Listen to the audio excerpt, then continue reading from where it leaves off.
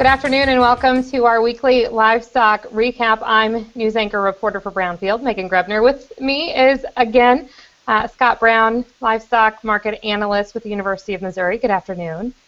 Good afternoon, Megan. Thanks for having me again today. We're starting a day early with the holiday in place, so let's talk a little bit about some of the numbers that we've seen so far this week. Slaughter numbers came out today on Thursday. That's correct. So when we look at cattle here for a second, in 2016, up about 1% in terms of federally inspected cattle slaughter out of the report. I don't know that that's any big surprise relative to what we would have expected. It does point to the fact that we're going to continue, I think, to grow cattle numbers as we go through 2016. However, that growth is going to be relatively slow. We don't want to overstate what's going on, but we're starting to come out the other side of growing inventories. In terms of hogs, up about 2% in terms of federally inspected hog numbers this month relative to previous. So growing hog numbers as well. I think there's a case where, although maybe the breeding herd has not been growing quite as fast, we are seeing more barrows and gilts come to market. I begin to continue to look at the latter part of 2016 and wonder about what kind of runs we're going to talk about once we get there. While we're on the topic of reports, Hogs and Pigs report comes out tomorrow. Let's talk a little bit about those pre-report expectations and some things maybe that we need to keep in mind. Yeah, so we're going to get that tomorrow. I think it's a really good barometer of where the hog market's going to be for the remainder of 2016. Most folks would think we might get a little bit of growth in terms of sow inventory out of this report, up a little less than 1%, so not much growth, but a little bit. If we were happily to get a surprise out of that report and have a lot more sows than we think we might have, one does have to get worried about where we go in terms of hog prices. I am watching carefully what kind of revisions we get to some of the previous numbers we've gotten out of Hogs and Pigs report. When you look at the barrel and gilt slaughter numbers that we have, I won't be surprised for us to revise up at least pig crop from 6 months or so ago, just given the numbers of barrels and gilts that we have.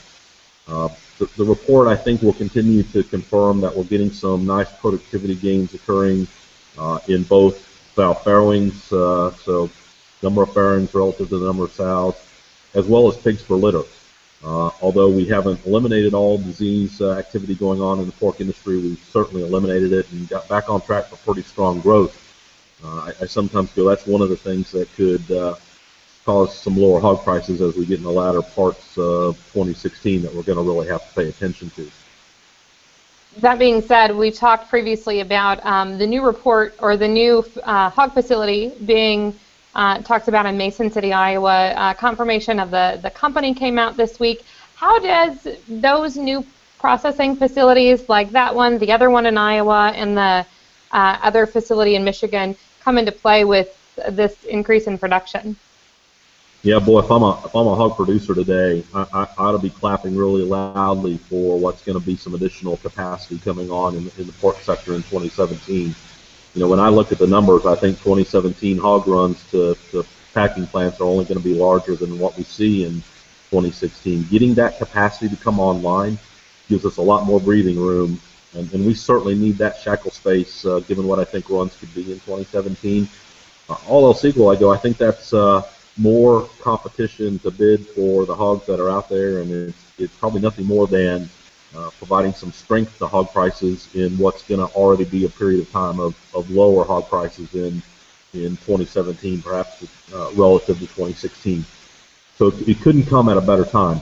I don't know that we could handle all the hogs that are going to be coming as we look the next couple of years out without all three of those plants talking about coming online. And I think it's more than just the next couple of years as well. I think in all cases you look at those plants, and most of them are going to be single shifted plants to begin with, but that certainly gives us the opportunity to expand down the road as well if they want to double shift on some of those plants in front of us. So a very well timed expansion of hog slaughter capacity. Does it also maybe tie into other proteins? I'm thinking like poultry and beef as well, and does it influence what the prices do there?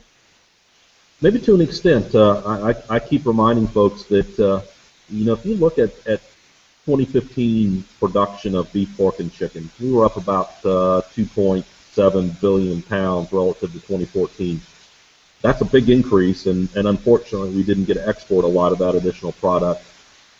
We need all the help we can in terms of being able to provide better prices for producers, and that stronger demand from packers for hogs, I think is nothing better for hog prices, and frankly probably helps us in some of those other markets as well as we get some spillover effects into cattle and chicken.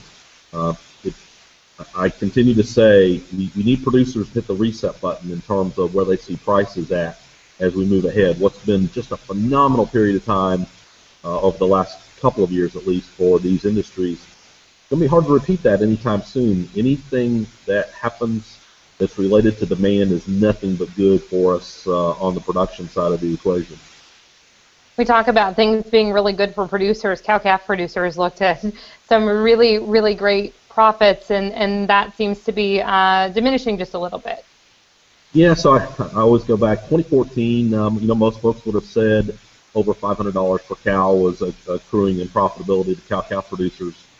We've just never seen that before. What a wonderful period of time for cow-calf producers.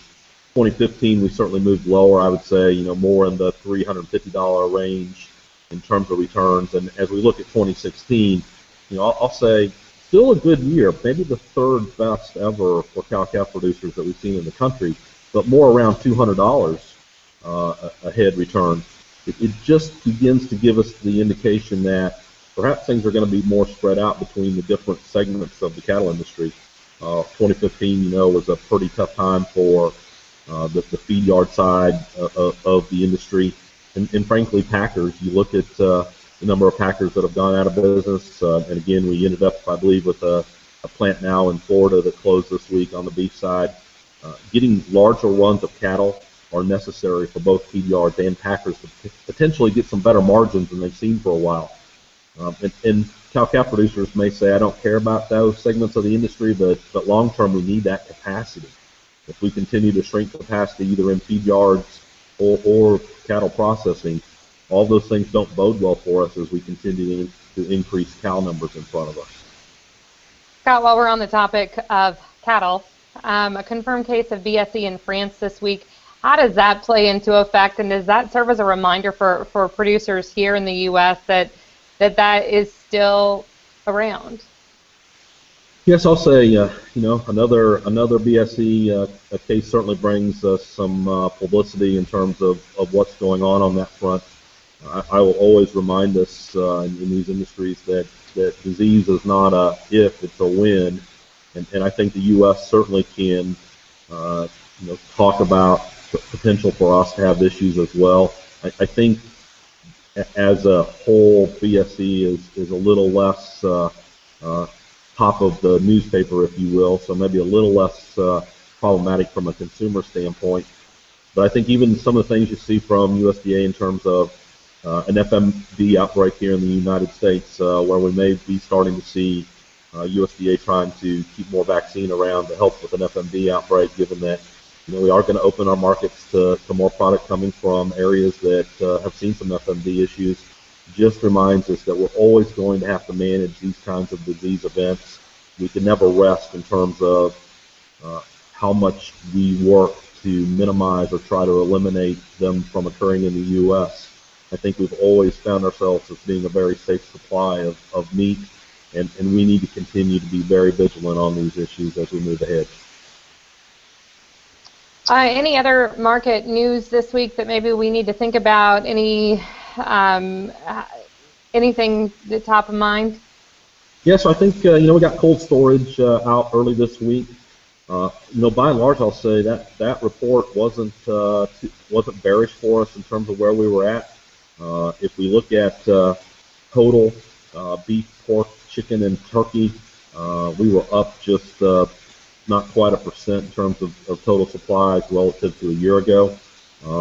I frankly think it was a little supportive of the pork prices as we looked this week, because that report showed us down about 8% relative to a year ago. So despite still fairly large pork production, I think we've done well of keeping freezers in reasonable shape. Beef was pretty much flat relative to a year ago. The only place where we're really seeing some increases on the chicken side. We were up about 10% in terms of cold storage of chicken, and I think that tells you a little bit about where chicken markets might go in front of us. But from a beef and pork perspective, really nothing there that suggests we're backing up a lot of beef and pork in freezers at this point in 2016. Scott, I think that'll do it. Thank you for your time this week, and we'll talk to you next Friday. Megan, thanks a lot.